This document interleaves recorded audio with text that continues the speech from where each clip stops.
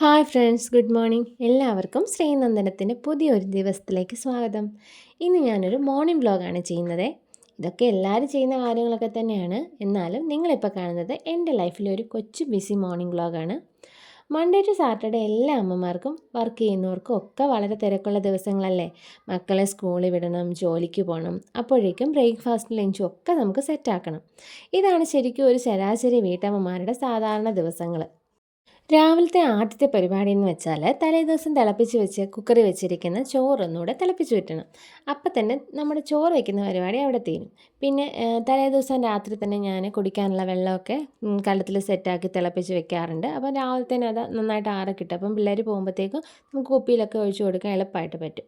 അപ്പോൾ ഇന്ന് ഞാൻ ബ്രേക്ക്ഫാസ്റ്റിന് ഇഡലിയും പിന്നെ തക്കാളി സവാളയും മാത്രമൊക്കെ ഇട്ടിട്ടുള്ള ഒരു ചെറിയ സാമ്പാർ പോലെ വെക്കാനാണ് തീരുമാനിച്ചിരിക്കുന്നത്. പിന്നെ ഒരു തേങ്ങ അരച്ച് പച്ചമുളകൊക്കെ ഇട്ട് വയ്ക്കുന്ന ഒരു ചമ്മന്തി കൂടെ അതുകൂടെ സെറ്റാക്കിയാൽ ബ്രേക്ക്ഫാസ്റ്റ് ഒക്കെ ആകും. അപ്പോൾ നമുക്ക് ആദ്യം തന്നെ സാമ്പാർ വെക്കാൻ വേണ്ടിയിട്ട് തക്കാളി സവാളയും കൂടെ വഴറ്റിയെടുക്കാം. അതിനകത്ത് കുറച്ച് വെളുത്തുള്ളിയും കൂടെ ചേർത്തിട്ട് നന്നായിട്ടൊന്ന് വഴറ്റിയെടുക്കണം. പിന്നെ അതൊന്ന് വഴറ്റിയെടുത്തിട്ട് അരച്ചെടുക്കണം. പിന്നെ അതിലേക്ക് സാമ്പാർ പൊടിയും കായപ്പൊടിയും ഒക്കെ ചേർത്തിട്ട് ഒന്ന് നന്നായിട്ട് തിളപ്പിച്ച് കടുകൂടെ വറുത്തെടുത്താൽ കറി റെഡിയായി. ഇതൊരു കുട്ടി ക്യാരറ്റ് ഒന്ന് ചോപ്പ് ചെയ്തെടുത്താണ്. ക്യാരറ്റ് സവാളയും കൂടെ ഞാൻ ഒരുമിച്ചെടുത്ത് ചോപ്പ് ചെയ്തിട്ടു. അത് എൻ്റെ നന്ദുട്ടി കൊടുത്തു വിടാനാണ്. അവൾക്ക് ഞാൻ പാവയ്ക്ക മെഴുക്കുവരട്ടിയാണ് വെക്കാൻ ഉദ്ദേശിച്ചിരിക്കുന്നത്. അപ്പോൾ പാവയ്ക്ക അവൾക്ക് അങ്ങനെ വേണ്ട. അതുകൊണ്ട് ഞാൻ ഒരു കൊച്ചു തോരൻ, ഇച്ചിരി ഒരു ചെറിയ ക്യാരറ്റ് എടുത്ത് തോരൻ വെക്കാമെന്ന് വെച്ചു.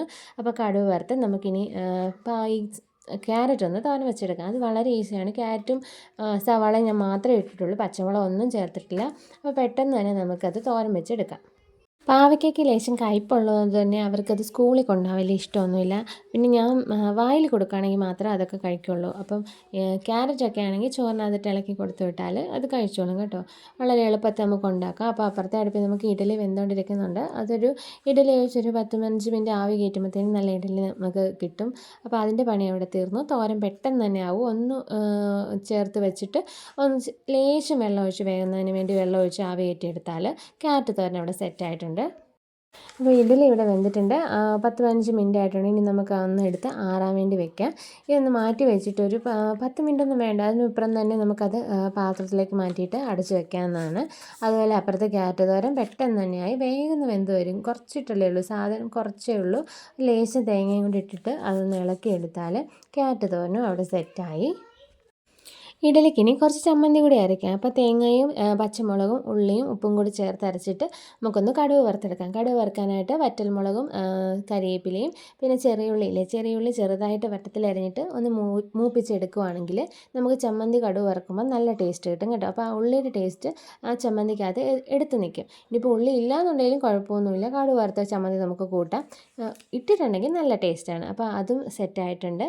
അപ്പം നമുക്ക് ചമ്മന്തി തിളയ്ക്കാൻ പാടില്ല, തിളയ്ക്കാതെ ഒന്ന് ചെറുതായിട്ട് ചൂടാക്കിയെടുക്കാം.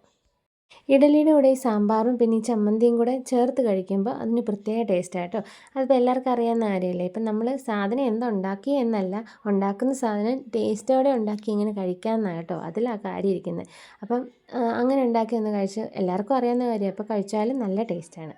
ഇനി നമുക്ക് പാവയ്ക്ക മെഴുക്കുവരട്ടിയാണ് ഉണ്ടാക്കേണ്ടത്. അതിന് വേണ്ടിയിട്ട് കടുക് വറുത്തിട്ട് അതിലേക്ക് കുറച്ച് മഞ്ഞൾപ്പൊടിയും മുളക് പൊടിയും കൂടെ ചേർത്തൊന്ന് മൂപ്പിച്ചിട്ട് പാവയ്ക്ക അരിഞ്ഞ് വെച്ചത് സവാളയും കൂടെ ചേർത്ത് ആവശ്യത്തിന് ഉപ്പും ചേർത്ത് പിന്നെ കറിവേപ്പിലയും പച്ചമുളകൊക്കെ ചേർത്തിട്ട് നമുക്ക് നന്നായിട്ടൊന്ന് ഇളക്കി മൂടി വയ്ക്കാം.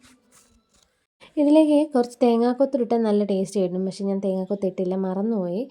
ഇതിപ്പോൾ ഇളക്കിക്കൊണ്ടിരുന്നപ്പോഴാണ് ഓർത്തത്. തേങ്ങാക്കൊത്തിട്ട് നല്ല ടേസ്റ്റാണ്. നമ്മളിത് കഴിക്കുമ്പോൾ ഇടയ്ക്ക് തേങ്ങ കടിക്കാനൊക്കെ കിട്ടും. അപ്പോൾ നല്ല ടേസ്റ്റാണ്. കുറച്ച് വെള്ളം കൂടി ചേർത്തിട്ടുണ്ട്, കാരണം വെന്ത് കിട്ടാൻ വേണ്ടിയിട്ട്.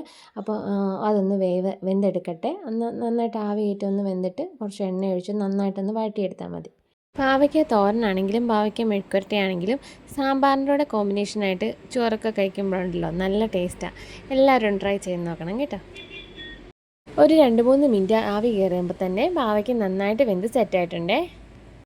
ഇനി കുറച്ച് മീനും കൂടെ ഒന്ന് വറുത്തെടുത്താൽ ഇന്നത്തെ പരിപാടിയൊക്കെ കഴിയും. ഇത് ഉണക്കമീനാണ്.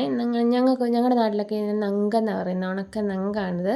അതിൻ്റെ തൊലി പൊളിച്ചെടുത്താൽ മാത്രം മതി. അപ്പം പെട്ടെന്ന് തന്നെ നമുക്കത് വൃത്തിയാക്കി എടുക്കാൻ പറ്റും. അപ്പോൾ അതിനകത്ത് കുറച്ച് മുളക് പൊടിയും പിന്നെ കുറച്ച് ചെറിയുള്ളിയൊക്കെ ചതച്ചിട്ടിട്ട് അത്രയും മാത്രം മതി. വേണമെങ്കിൽ കുറച്ച് കറിവേപ്പിലയും കൂടി ഇടാം. എന്നിട്ട് നമുക്കതൊന്ന് വറുത്തെടുക്കാം. അപ്പോൾ ബ്രേക്ക്ഫാസ്റ്റും ലഞ്ചും ഒക്കെ സെറ്റായി. അപ്പോൾ എൻ്റെ വീഡിയോ ഇഷ്ടപ്പെട്ട എല്ലാവരും ലൈക്ക് ചെയ്യണം, ഷെയർ ചെയ്യണം, സബ്സ്ക്രൈബ് ചെയ്യണം. അപ്പോൾ പുതിയ വീഡിയോയുമായി കാണുന്നവരെ ബൈ ഫ്രം അതുല്യ.